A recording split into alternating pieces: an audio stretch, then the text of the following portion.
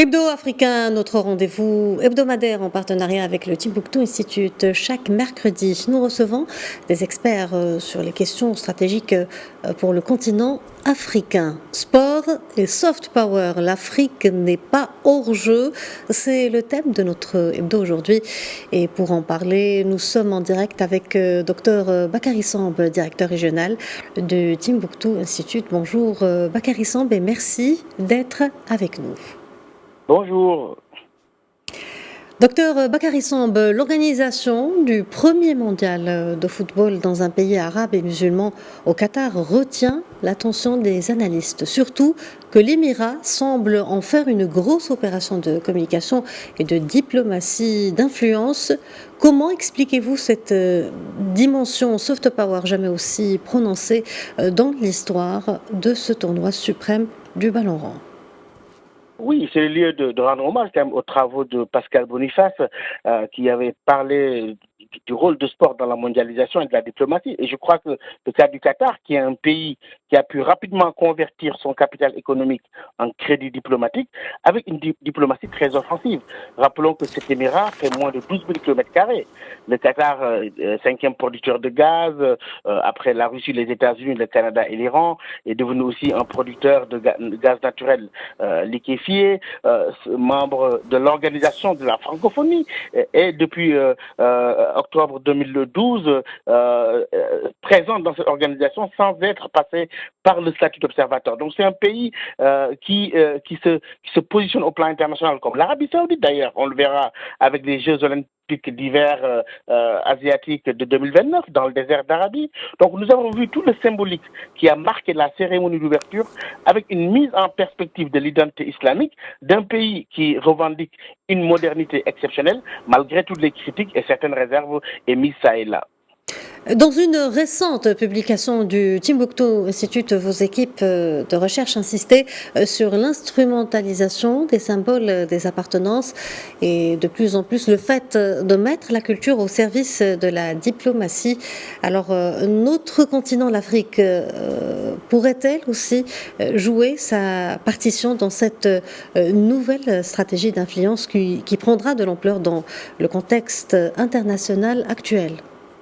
Oui, en Afrique, nous ne le faisons pas assez, mais nous avons des symboles à mettre en avant. Oui, la culture, comme le sport d'ailleurs. On se rappelle Abdeslam Radi au Maroc.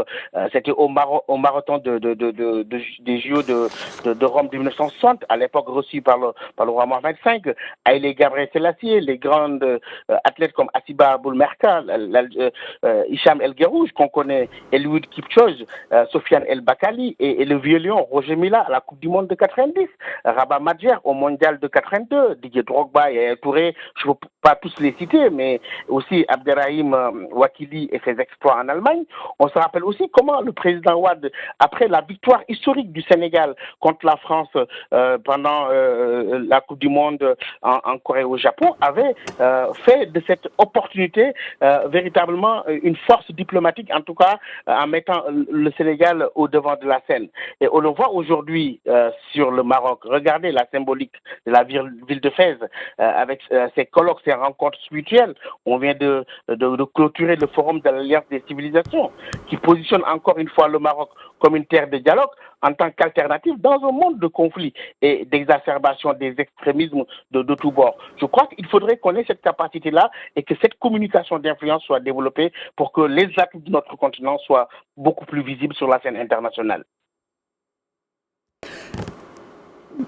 Bakary Samb, vous expliquez aussi il y a quelque temps que certains pays considérés, je vous cite, comme des nains géographiques peuvent devenir des géants diplomatiques s'ils savent se saisir des possibilités et des perspectives qu'ouvre l'ère de la diplomatie d'influence. Comment alors l'Afrique devrait investir ce champ en plus de s'affirmer progressivement comme une véritable réalité géopolitique?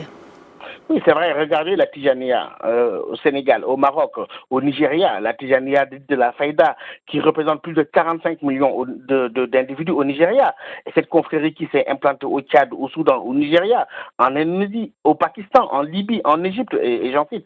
Et aujourd'hui, l'exposition internationale sur la non-violence dans le mouridisme de Cheikh Amadou Bamba fait le tour de l'Europe avec Serigne Abdou Aziz Mbacké Majalis. Et pour finir, je crois que, pour revenir au sport, la candidature du Maroc pour l'organisation de la Coupe du Monde de football de 2026, qui était la 5e candidature, c'était déjà un signal fort. On espère que la prochaine sera la bonne, Bakary aussi Samb, bien pour le docteur Maroc, Bakary Samb, mais surtout pour l'Afrique et sa merci. jeunesse. Docteur Bakary Samb, merci d'avoir répondu à nos questions. Je rappelle que vous êtes directeur régional du Timbuktu Institute. Merci.